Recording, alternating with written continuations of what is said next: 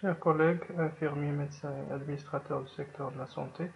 permettez-moi de vous présenter une ébauche de la stratégie sectorielle du secteur de la santé pour la période 2017-2021, et ce dans le cadre de la préparation aux examens d'aptitude professionnelle pour l'année 2017.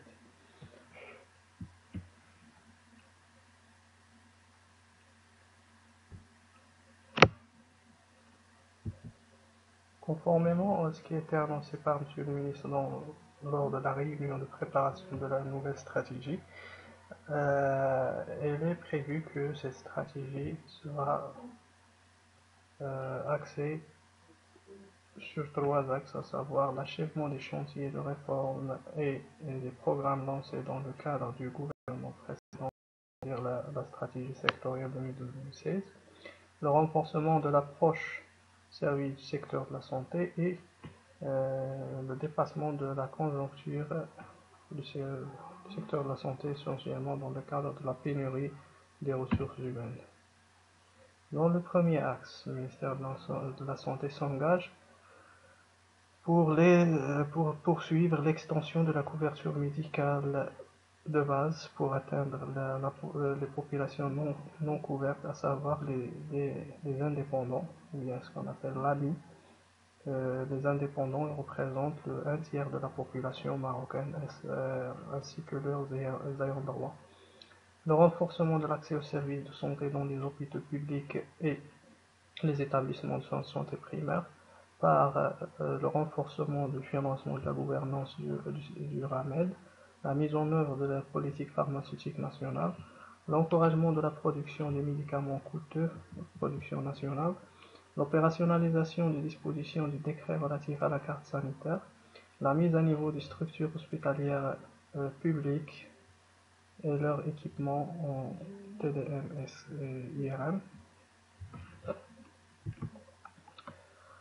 Aussi, il est prévu que le ministère de la Santé va agir pour renforcer les dispositifs de sécurité et de veille sanitaire contre les risques et urgences qui menacent la sécurité de la communauté. Donc, à travers le renforcement des services de contrôle aux frontières, l'appui aux laboratoires de santé publique et en attendant l'adoption d'une loi sur la santé publique, et bien sûr le maintien et l'encouragement des mesures préventives et l'adoption des modes de vie sains. Pour le deuxième axe visant le renforcement de l'approche service du secteur de la santé en tant que service producteur de biens, producteur de services non marchands à la population, le ministère va agir sur cette approche à travers l'amélioration des conditions et de la qualité de l'accueil au niveau des établissements de santé, essentiellement les hôpitaux publics, l'amélioration de la qualité des services offerts, le développement des systèmes de gestion des rendez-vous et la régionalisation des procédures de traitement des plaintes et réclamations des usagers des établissements publics. Le ministère de la Santé va essayer aussi de prioriser et valoriser les actions de proximité comme réforme centrale des soins de santé primaire à travers l'élaboration des filières et de la hiérarchie des soins pour permettre aux établissements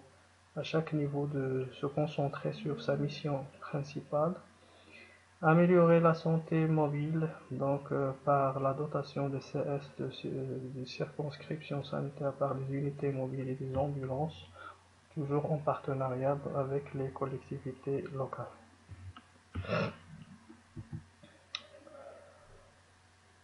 Aussi, le ministère de la Santé va essayer d'améliorer la santé de la population, des populations vulnérables, des personnes à besoins spécifiques et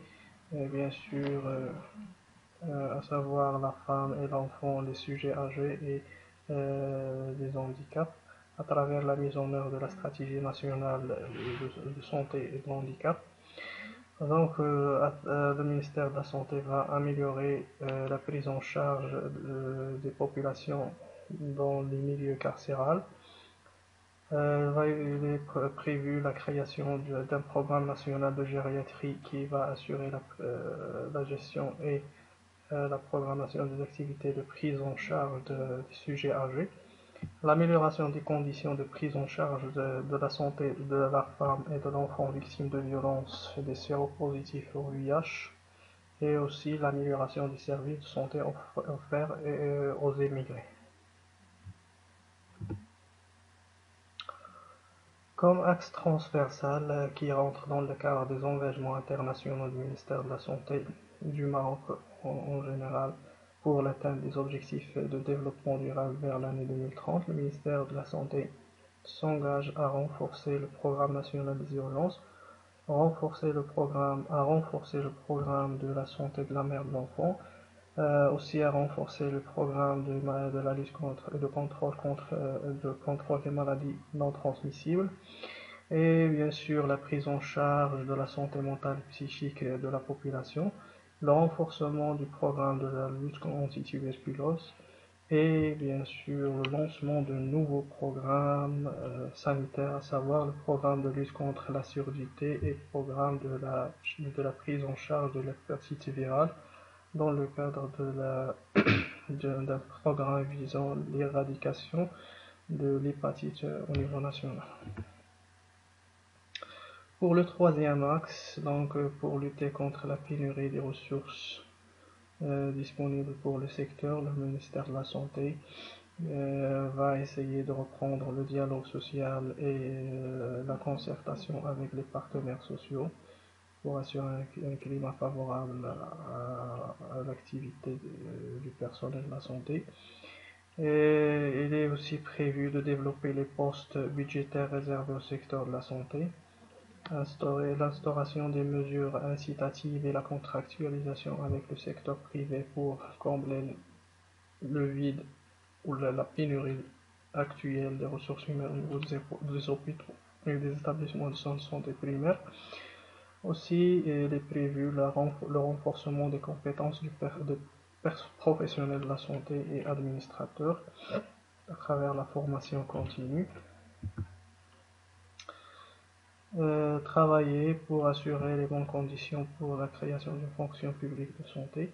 Le ministère de la Santé vise aussi la consolidation de l'approche participative et du partenariat avec tous les intervenants pour l'amélioration du secteur de la santé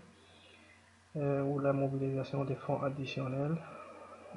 Aussi, il est prévu la création, l'application de la loi cadre et la création des instances prévues dans cette loi, essentiellement le conseil consultatif de santé. Aussi, il est prévu le renforcement de l'autonomie financière et administrative des établissements hospitaliers pour la mise en œuvre de la régionalisation avancée. Cette présentation représente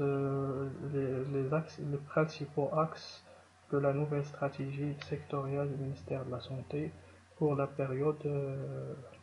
2017-2021. Sur ceci, je vous remercie pour votre